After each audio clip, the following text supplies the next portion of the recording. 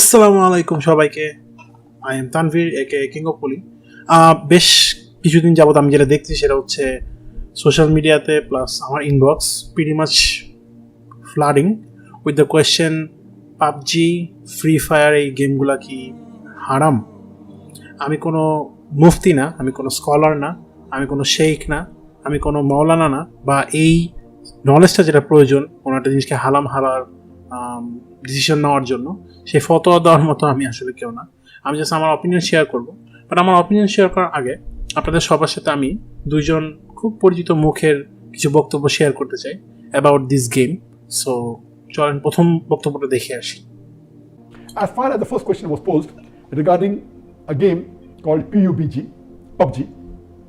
the full form of PUBG is Player Unknown Battleground. Many people who play the game may not be knowing the full form. Anyway, I don't play this game. I just did because of the news that for the last couple of weeks, a lot of news has been coming regarding this PUBG. তার মানে এটাও বোঝা গেল যে আমাদের Zakir Naik sir পর্যন্ত কিন্তু মানে কোয়েশ্চেনগুলো যাচ্ছে, এত ম্যাসিভ আকারে যাচ্ছে, সবার মনের মধ্যে কনফিউশনটা ক্রিয়েট হয়েছে, যে কনফিউশনটা আমার মধ্যেও ছিল। This game is one of the most popular games in the world today.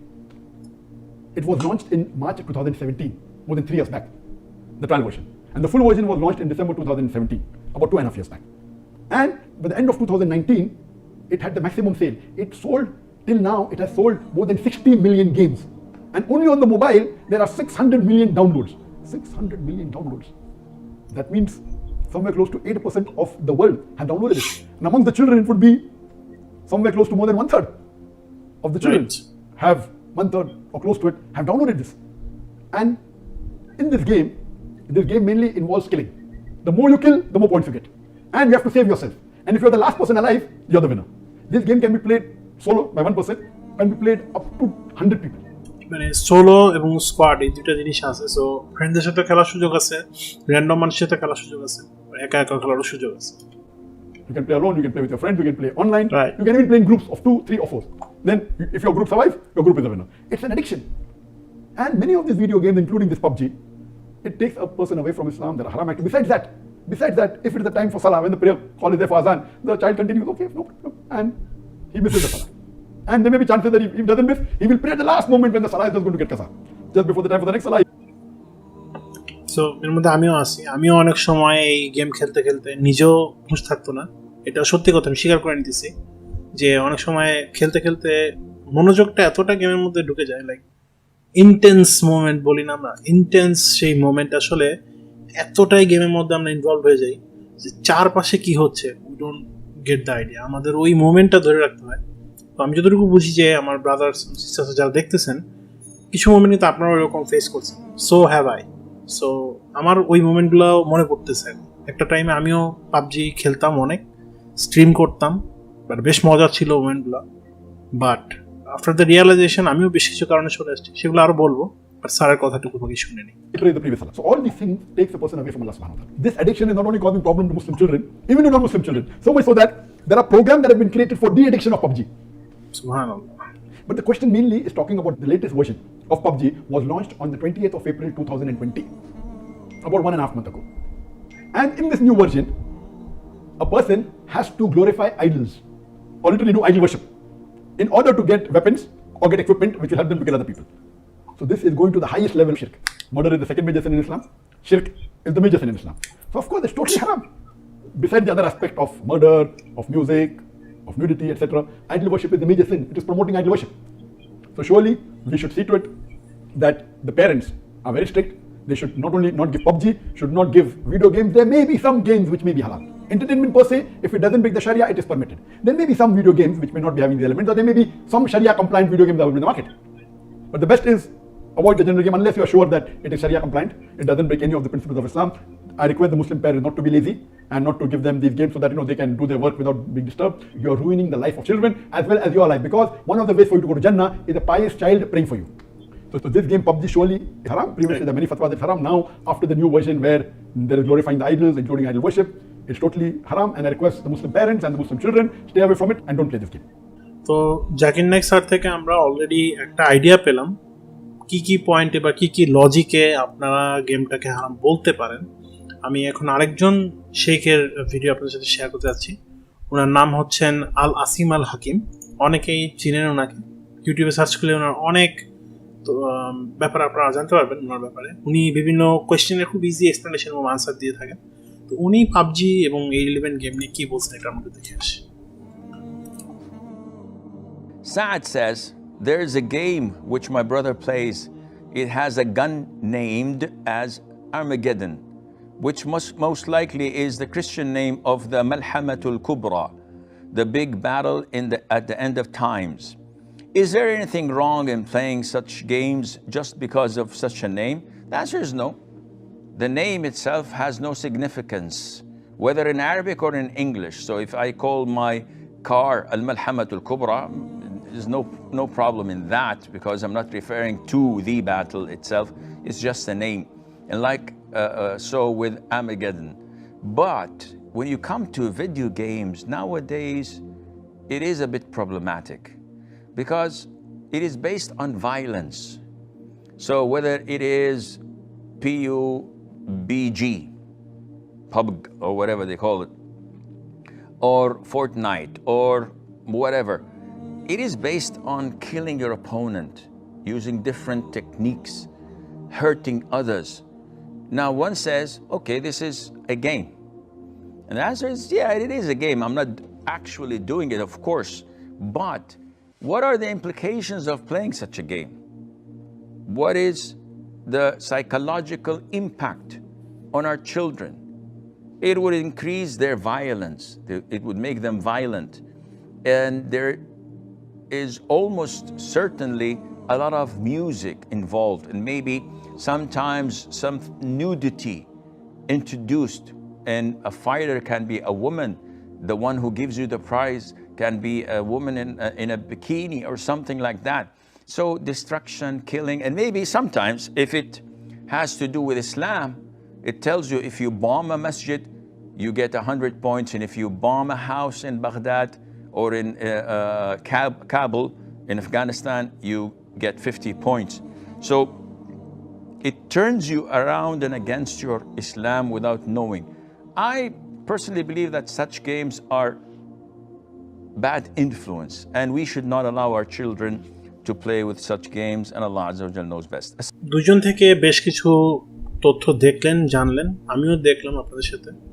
But এখন একটা পয়েন্ট আসছে যেখানে আমি আমার পার্সোনাল কিছু অপিনিয়ন আপনাদের সাথে শেয়ার করতে চাই। আই হোপ ব্যাপারটা নিয়ে হারাম বা হালালে যাওয়ার যে ব্যাপারটা আছে সিদ্ধান্ত, সেখানে না গিয়ে এই গেম খেলা এবং এই গেম থেকে যে এফেক্টগুলো আমাদের লাইফে পড়ে সেগুলো নিয়ে একটু চিন্তা ভাবনা বা বিচার করা উচিত। পার্সোনালি আমি যেটা ফিল করি সেটা হচ্ছে, আপনার গেম খেলার সময় আমরা কিন্তু অনেকেই যেটা হয়ে যায় গেমের মধ্যে অনেক বেশি ইনভলভ হয়ে যায়। সো অ্যাজ এ রেজাল্ট যেগুলো হয়, গেম থেকে অ্যাডিকশন ব্যাপারটা হয়ে যেতে পারে নিজে না বোঝার আগে। আমি পার্সোনালি বলতেছি, কারণ আমি এই গেমটা খেলছি, এই গেমটা স্ট্রিম করছি, আমি আমার অপিনিয়নটা শেয়ার করতেছি। ডোন্ট গেট মি রং, আমি কোনো শেখ না, আমি কোনো স্কলার না, আমি কোনো মাওলানা না, বা যে একজন মুফতি বা এরকম কোনো ক্যাটাগরিতে আমি পড়ি না। It's just my opinion. সেটা হচ্ছে, একটা গেমের মধ্যে যখন আপনি ইনভলভ হয়ে যান, আপনার কাছে অন্য জিনিসের কনসার্নটা অনেক কমে আসে। আপনার মনে হয় আপনার হাতে টাইম আছে, এবং আপনার হাতে কিন্তু সেই টাইমটা এই গেম খেলতে খেলতেই অনেক সময় কি আপনি এতটাই গেমে ডুবে যান, হারিয়ে যান, যে ওই টাইমে আপনার অন্য যে ইম্পর্টেন্ট কাজগুলো থাকে সেগুলো মনে পড়লেও আপনি গেমের জন্য ওখান থেকে সরে আসতে পারেন না। অ্যাজ এ রেজাল্ট আপনার অনেক ইম্পর্টেন্ট অ্যাসপেক্ট লাইফে মিস হয়ে যাচ্ছে, অনেক ইম্পর্টেন্ট অপরচুনিটি মিস হয়ে যাচ্ছে। গেম খেলা হারাম, এটা আমি সরাসরি এটার সাথে আমি রাজি না। কিছু গেম আছে যেগুলো পারমিসেবল, যেগুলো খেলা সম্ভব, যেখানে মিউজিক নাই, যেখানে ভায়োলেন্স নাই, যেখানে ফ্রি মিক্সিং নাই, মানে ছেলে মেয়েদের একসাথে মিশে যাওয়ার মতো কোনো বিষয়ে নাই। ফোর্থ হচ্ছে আপনার যেখানে লেসে প্রাইজ হিসেবে বা কোনো কিছু একটা জেতার জন্য আপনাকে গ্যাম্বল করতে হচ্ছে, জুয়া খেলতে হচ্ছে, লিটারেলি এগুলা যেখানে আছে ওই গেমগুলো আপনাকে আপনি অ্যাকচুয়ালি কাজটা না করলেও ওই সিমিলার অ্যাক্টিভিটি কিন্তু আপনাকে ডিজিটালি হলেও করানোর চেষ্টা করা হচ্ছে। অ্যাজ এ রেজাল্ট কী হচ্ছে, ইনফ্লুয়েন্স আপনি হচ্ছেন, সেটা আপনি না জেনেই হচ্ছেন। আপনি বলতে পারেন হ্যাঁ শেয়ার এন্টারটেনমেন্ট পারপাসে আমি খেললাম এবং আমি আমার টাইম ওয়েস্ট হচ্ছে না সেটা মেক শিওর করলাম। ওয়েল, অনেক সময় আমাদের নিজেদের উপর কিন্তু নিজেদের কন্ট্রোল থাকে না। আপনারা জানেন শয়তান অলওয়েজ আমাদের সাথে এই ট্রিকটা করে টু শো আস যে আমরা নিজেদেরকে কন্ট্রোল করতে পারবো, but in the mean time সেই আমাদেরকে এই কথা দিয়ে এই নলেজ শেয়ার করে কিন্তু আমাদের বোকার মতো গাধার মতো অনেক জিনিসের সাথে ইনভলভ করে ফেলতেছে। সো যে ভাইয়ারা এবং আপুরা এই মুহূর্তে আমার ভিডিও দেখছেন তাদের জন্য আমি বলবো কয়েকটা পয়েন্ট মাথায় রাখেন whatever activity you are doing. যেমন আমি একটা গেমের নাম বলি, ফিফা অনেকেই খেলেন উইদাউট মিউজিক। যদি আমি চিন্তা করি ফিফা গেমটাতে কোনো ভায়োলেন্স আমি দেখি না, কোনো ফ্রি মিক্সিং এর ব্যাপার স্যাপার নাই, আপনি খেলতে পারেন। এখন এরকমভাবে আপনি জাজমেন্ট করেন, আপনি অনেকগুলো গেমই পাবেন খেলা যাবে, কিন্তু ভিডিও গেম ইটসেলফ হারাম এই কথাটা আমি বলতে যাব না, বিকজ এই রিলেভেন্ট আমি কোনো স্ট্রং কোনো দলিল আমি পাচ্ছি না। রাদার আমি পারমিসেবল যে দিকগুলোর কথা বলা হয়েছে, দুজন শেখের কথা আমরা শুনলাম, জাকির নায়ক স্যার এবং আসিম আল হাকিম স্যারের কথা, দুটা কিন্তু শোনার পর আমি কিছুটা কনভিন্স যে কিছু জিনিস পারমিসেবল, সেগুলো আপনি খেলতে পারেন, স্ট্রিম করতে পারেন, দেখাইতে পারেন, যেভাবে আপনি এনজয় করেন। বাট এটা মাথায় রাখবেন, যদি কোনো কাজ আপনাকে ফরজ আদায় করা থেকে বা নামাজ আদায় করা থেকে অন্য কোনো কাজকে বিরত রাখে, লেটস সে আপনি এতটাই ইনভলভ হয়ে গেছেন, পারমিসেবল ওই গেম মনে করেন ফিফা খেলতেছেন, কিন্তু পারমিসেবল খেলা খেলতে খেলতে অনেক সময় কি হলো, আপনি যেখানে মনোযোগটা দেওয়ার দরকার ছিল সেই মনোযোগ থেকে আপনি সরে গেছেন, তাহলে কিন্তু সেটা হারাম হয়ে যাচ্ছে। বিকজ ফরজ কাজ থেকে আপনাকে যেটাই দূরে রাখবে সেই জিনিসটাই হারাম। সো আমাদের আল্লাহ তাআলা বিচার বুদ্ধি বিবেক সবই দিয়েছেন, আলহামদুলিল্লাহ। সবার মধ্যে সেই জ্ঞানটুকু আছে, এই জ্ঞানটাকে আপনারা কাজে লাগান, একটু বোঝার চেষ্টা করেন কিসে কিসে ইনভলভ হয়ে গেছেন, কি করতেছেন, whether it makes a meaningful thought or not.